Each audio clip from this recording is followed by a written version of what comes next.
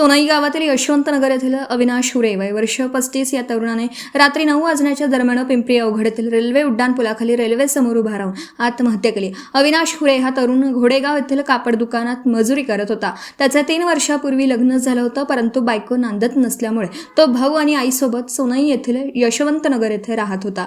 नेहमीप्रमाणे काल 17 जून रोजी तो घरून कामाला जाण्यासाठी गेला, परंतु तो कामाला न जाता पिंपरी अवघड येथील उड्डाणपुलाखाली त्याची दुचाकी घेऊन आला आणि रेल्वे समोर उभा राहून त्याने आत्महत्या केली। आत्महत्येपूर्वी अविनाश याने एक चिठ्ठी लिहून खिशात ठेवली होती। त्यात त्याचं नाव लिहिलं होतं आणि ही चिठ्ठी माझ्या आईकडे द्या, माझ्या आयुष्यात दुसरे कोणीच नाही, माझा मोबाईल आणि गाडी घरी पोहोच करा असा उल्लेख केला होता। या घटनेची माहिती रेल्वे पोलिसांना मिळाली। त्यानंतर त्यांनी अविनाश याच्या नातेवाईकांना आणि राहुरी पोलिसांना माहिती दिली आणि काही वेळातच राहुरी पोलीस स्टेशनचे हेड कॉन्स्टेबल अर्जुन दारकुंडे आणि पोलीस भाऊसाहेब थोरात यांनी घटनास्थळी धाव घेऊन शिवाज्ञा रुग्णवाहिकेचे बाळासाहेब वराळे यांना बोलावून मृतदेह राहुरी येथील ग्रामीण रुग्णालयात आणला। त्यानंतर शवविच्छेदन करून मृतदेह नातेवाईकांच्या ताब्यात देण्यात आला।